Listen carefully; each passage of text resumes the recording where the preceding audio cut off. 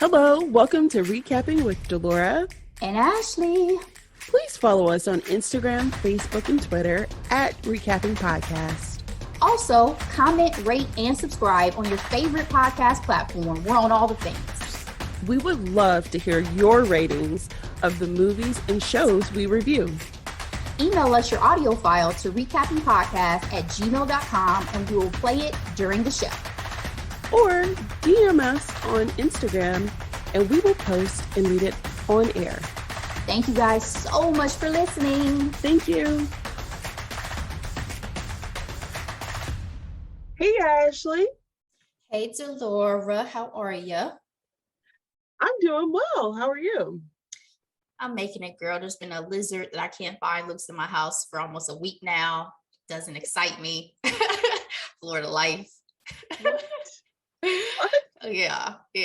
It dropped like off one of my curtains on Friday night, and I have not been able to find this thing. Not exciting, but other bigger problems. How you sleep at night? How do you sleep at night? It bothers me a lot. All the doors to my bedrooms, bathrooms, everything has been closed. Like it bothers me. But I think at this point, I'm probably gonna find this little corpse, which is really grossing me out. But yeah, that's worse. It's the life, man. They are everywhere. They are running these streets out here. So oh wow, yeah. But otherwise, I'm making it. I'm over here sipping on some Black Girl Magic Rosé by the lovely McBride Sisters collection. It's my first time tasting it. I like it a lot. Yes, They have a great how they made this podcast, by the way, episode. So today is one of our Faye's birthday. I just want to highlight in our cold opening here. Happy birthday, Zendaya. Yes. Did you see what on my little boo Tom wrote for her? I did for not. her birthday. What did he say? He was like, my MJ. we claiming hard now. Oh my gosh, I loved it. And then it was something like, when you get up, call me. And so go ahead, check our Instagram stories. It may not be up anymore, but I posted it. I thought it was cute. It's out here on these internet somewhere anyway. So absolutely. All right. So we have quite a few quick headlines to get through. So our first quick headline: Candyman director Nina DaCosta makes history, Ashley. She is the first Black female director to land a #1 spot at the box office. So this weekend, Candyman, the remakes of, the sequel to the 1992 movie, grossed over 22 million over the weekend. And so, overall, she's the second highest grossing 3-day opening for a Black female director, led by Ava DuVernay for Wrinkle in Time. But this is amazing. Ashley, what do you think about this Black girl magic? Well, first, I was sad that this milestone is just now happening in 2021. I thought that we had potentially done this already, but I'm so happy for Ava would have done it already, but I mean, there's a lot, Gina Blythe, you have a few that I would have thought maybe had already hit this milestone, but regardless, super happy for Nia. But at the same time, Delora, I'm bummed because I don't like horror. So now I feel like I have to watch this ish for the culture. Like, why do y'all keep doing this to me? You know what you can do, Ashley? You can just buy a ticket. Just buy a ticket to support, but not actually. And the cinephile in me couldn't sleep at night if I just bought a ticket to the movies and didn't go see it. I was surprised, but people do that, Yeah, but no, I think it's great. I'm glad that Jordan Peele lent his creative juices to it as well. And it's also like, as somebody who once aspired to be a director, and who knows in the future may still aspire to be a director, I'm so happy to see Black women out here that can serve as an example for those coming up, to see not only representation but success in the field, because that wasn't something we had growing up.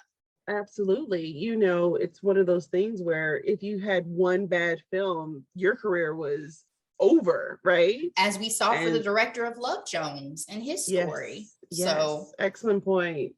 Congratulations, Nia. We're super, super excited for this win. All right, Ashley.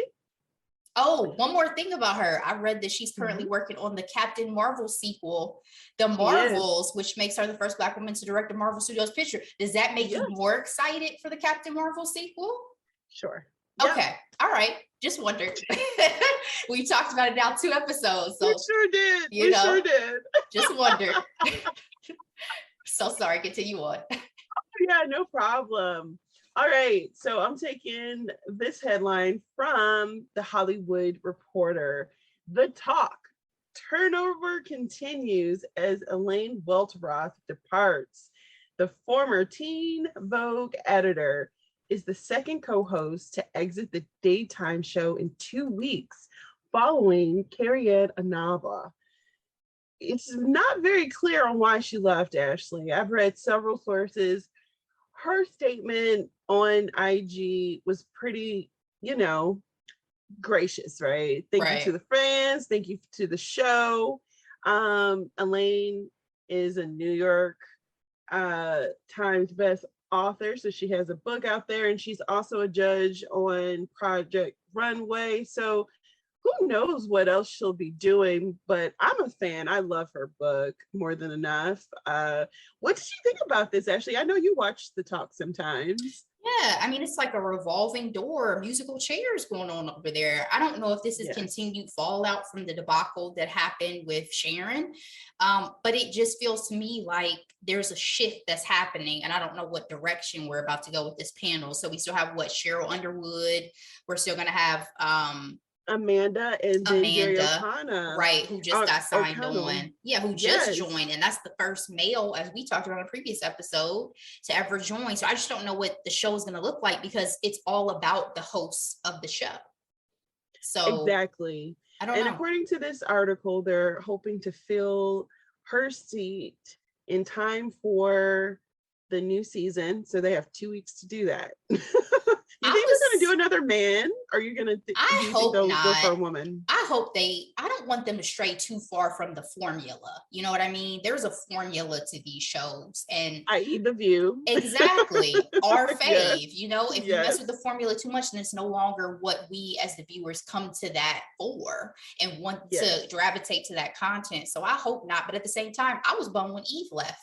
And then I just kind of got used to it. So as long as they have some other women that, have a perspective and really have something to say and add to the show, I think it'll be fine. I'm just, again, curious as to what that's going to look like. I thought Carrie-Anne more so left maybe for health reasons, because remember, she had sat out for quite a while. So I don't know if everybody's leaving for the same thing, but it's definitely not a good look for the show. It's not a good look. And it definitely, for me, comes off as something behind the scenes, like what exactly is going on, because it just, in 2 weeks, that is a lot. So I'm gonna miss seeing all of Elaine's hairstyles and amazing wardrobe. That's what I'm gonna miss. I love everything about her. I love her energy. I love her style. Love her hair. Like not I said, that she's not a great host, but I'm just saying I was taking some inspo. Of course. All right. In other job news, Mike Richards. Hopefully, this is the last time we talk about him, because we've been giving y'all updates. Right. Speaking of somebody who's been getting a lot of airtime on the pod. I'm reading this from Deadline. Mike Richards out as EP on Jeopardy and Wheel of Fortune. As we mentioned previously, he stepped down as the host of Jeopardy. And I remember saying, if he really was going to do something, he needed to be out as EP as well, because this is just not it. The tarnish that he has brought to the Jeopardy brand is just, it's unreal. You do how many years? I don't even know how many years, over 30 years building up a brand just for it to, it's ugly. Get hit by this mediocre man here. So actually, what were your initial thoughts when you heard the news? Well, I'm not going to say exactly what I told you over text, but I will say that him and Chris Harrison are probably having a conversation right about now. You know, there's some, it's so crazy that it was like he shot his shot for the stars, right? They kept talking about, oh, he wanted to be in front of the camera, he wanted to be a host, and he blew up all his whole job, right? He blew up everything that he had going for him and the opportunity that he fought and sought so hard for. So Mike, I don't know what to tell you, bro. I guess you should have looked a little bit deeper into your own history, probably the way you do when you vet potential talent to come on your shows.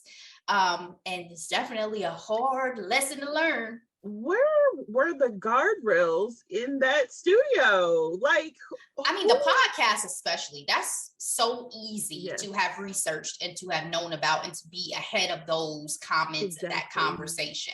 Like, that's not even deep buried on the web, you know? Girl, that's why we're going to keep it cute on here. Deuces, good luck to you, sir. Good luck. Bye. All right, our final quick headline. This is from the Rolling Stone. Kanye's Donda is an album only a mother could love. So actually, they literally gave this album 2 stars out of 5.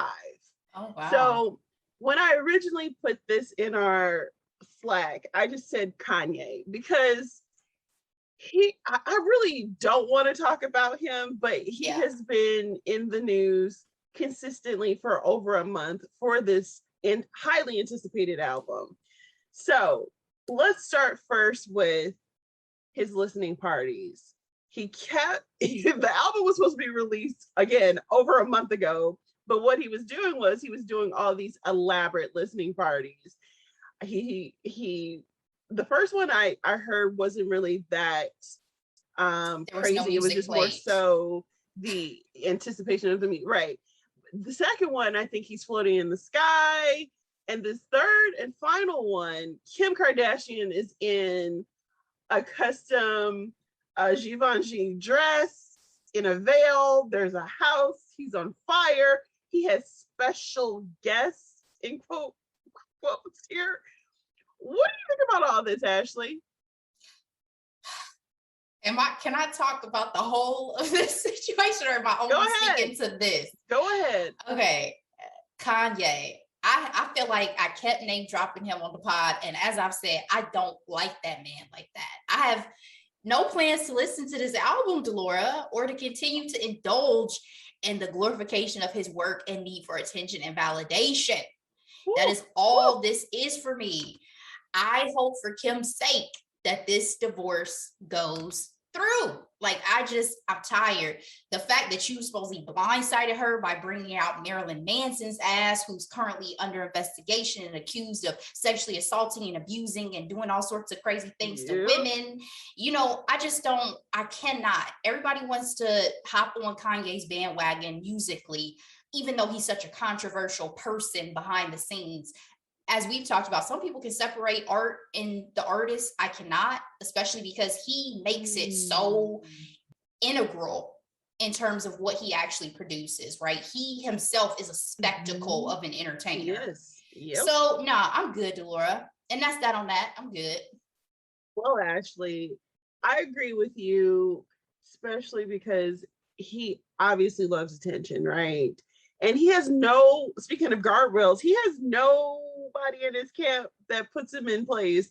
DJ Envy on the Breakfast Club called him a clown. Like, all these quote unquote collaborators were upset because their stuff wasn't on the album. Soldier Boy came for his neck. Soldier Boy said, you got a problem with it, we can fight. Yes, girl. Chris Brown called him a hoe. I was just like, yo. So he's doing a lot. And I was actually surprised that Kim agreed to join the chaos, but I think she kind of secretly likes it in some ways. And not to say I'm Team Kim on any planet, but you know, I just thought that was interesting. I think she still wants to, you know, be that girl for him in some ways, right? Because why would you wear a dress and a veil knowing y'all filed for divorce? I don't understand this. You're talking about an attention whore who married another attention whore. Absolutely. I think, and Kim's they're both self-professed attention whores. I'm not speaking out of turn. You know, Kim wanted to be famous her whole life. So yeah, she wants probably the attention, but I also think, you know, they 4 kids deep. I think she always wants to give the appearance of public support. But I think sometimes it goes too far because now you have the confusion about whether y'all divorce is on or off. You got yourself supposed to get blindsided by by the presence of these special guests, quote unquote, as you were mentioning. So, you know, again, I hope for her sake that divorce goes through, girl. Girl, I doubt that they'll get divorced. She'll keep the name for the kids' sake because, like all the Kardashians, they want the same baby daddy. Well, yeah, they already said she was planning on keeping that name. And I mean, okay, it's a brand now. I get it. But, it seemed like he put her through all the things. All the things. I was like, that's your prize, sis. Lord Jesus. The last thing I will say about Kanye is I did listen to Donda. Okay. I did. I didn't want to, but I was curious, and curiosity apparently kills the cat because it wasn't very cohesive. You had sparks of old Kanye, I feel like, sprinkled throughout 27 tracks. Yeah, it's a lot. 27. I will say it was real good to hear Lauryn Hill, though. It was real good. She was on the Believe What I Say track. So that makes me that's sad all I would that say. That makes me sad that this is the project she came with some new on, but whatever. Yeah, I know. Well, thank you for your review, because I have been asking people what they think with absolutely no intention. It's like I'm just humoring the conversation. You know? I'm just staying relevant with the times, kids. So I'm gonna ask, but I don't care. I know. I gave him a stream, but moving on to Italy. So Ashley, Dolce and Gabbana had their fashion show. It was a spectacle. The fashion was amazing, per usual though. And all the celebrities came out to play. J-Lo looked immaculate, but like every fashion show, there's going to be a Kardashian present. And the one I'm talking about right now is Kourtney Kardashian and her new boo, Travis Barker. So the reason why I'm bringing her up is because her exes apparently needed a red table talk because they were conversing via DM about the PDA between Kourtney Kardashian and her new boo, Travis. And I quote, this is "Let the Lord be with you," which is Scott Disick's Instagram to Giannis, her young boyfriend that she broke up with about a year ago. Yo, is this chick okay? Exclamation point, question mark, question mark. Bro, like, what is this? In the middle of Italy? And then he screenshot a picture of Kourtney all over Travis's lap on a boat. Giannis apparently replied, "Doesn't matter to me as long as she's happy. P.S. I ain't your bro." Ashley. This came out, right? Travis Barker has replied on his Instagram stories very pettily with the iconic Good Boys laugh by what is Ray his name? Liotta from Goodfellas. Ray, yes, Ray Liotta. That iconic mouth wide open laugh, right? I'll stick with that for right now. Ashley, what do you think about her exes going behind her back talking about her and her new relationship? First of all, Giannis said, "Do not put me in with that man." Take me out of this narrative. I ain't got nothing to do with his shenanigans. He's the one that screenshotted it, by the way. He's the one he the put reason it out why there. We know why, that this conversation actually happened. And at the end of the day, Giannis, I don't blame you, right? Because I think that there's been the narrative, even on the show, that Giannis was not a great boyfriend for Kourtney. Even the sisters made it seem like they didn't feel like he was good for her and all this and that. And yes, Scott's the one who's antagonizing a situation years after she has no longer been in a relationship with him. So Delora, listen, I watched Keeping Up to Kardashians even up to the very end. Okay. Scott has come a long way from the asshole he once was. But when I try to root for that man, he embarrasses himself every single time. Every time. And reminds me of why Kourtney has never taken his ass back. Now, for a minute, I was like, did he do this just like as a cry for relevancy since the show has wrapped? But I do think that he still has genuine feelings for Kourtney that he just can't let go of. But Scott, move the fuck on. Stop dating teenagers. With a 20-year-old. Yeah. Stop, I was going to say that's not moving on technically either. Dating teenagers and actually move on. Like the grown-ass, damn near 40-year-old man and father of 3 kids that you are. Like, you're playing George Clooney games. And and George Clooney at least never went to children. But I will say that that he's not taking, in my opinion, his love life seriously. Exactly. Yes. You're not taking your love life seriously, in my opinion, because you're still holding out hope. But I don't think Travis is going nowhere, sis. I think Travis is in for the long haul. Period. The kids love him. According to people, the kids love him. Kourtney is not surprised that Scott has these feelings about her relationship with Travis. But yes, he's coming off very salty, very salty. Mind you, he's out here with children, like you said, I think she just turned 20 or whatever, Lisa Rinna's daughter, with his hand down her pants. But then he's upset that she's kissing a man of the same age. On a boat. They know exactly what they're doing. These are grown adults, people. These are people in their 40s living their best life. In Italy. I would too. All the kisses, all the pasta. Yes. Are y'all not seeing how good Kourtney still look right now? Stop playing. Exactly. Kourtney is living her best life. Kourtney, I've never seen her this happy ever either. Honestly, I feel like I actually kind of like her with Travis. I absolutely like her with Travis. I remember even on the reunion episode they did with Andy, when they were still talking about her and Scott, I was like, who gives a fuck about her and Scott at this point? Yes, like, not me. Yes. But I feel like the jealousy with Scott is the fact that she never did that with him. Never. I mean, not to that extent, right? When they were together, they were young, it was cute, it was woo, woo, woo. And Scott was a little twerk back in the day. So nobody was checking for them as like couples goals and loving on their relationship and all. I mean, they hang with Megan Fox and Machine Gun Kelly. I mean, they're cool. They're a cool couple out in these streets. Very cool. And he helped her cool factor by a lot. For sure. Oh, hands down. Kourtney is probably the one whose style I always like the most, but now that she's with a little rocker, it's even more edgy. I love it. I love the edgy Kourtney, like with the goth and and Travis also comes off as the type of guy that even though he's tatted, he seems like he has a heart. Like his children love him. Kourtney's children apparently love him, according to these reports. I think he's a great guy. Scott is just jealous because he probably can't compete. So he cannot. Woo. He trying to stick close to the family. He's like, am I gonna see y'all anymore after we stop taping? I don't know, bro. I don't know.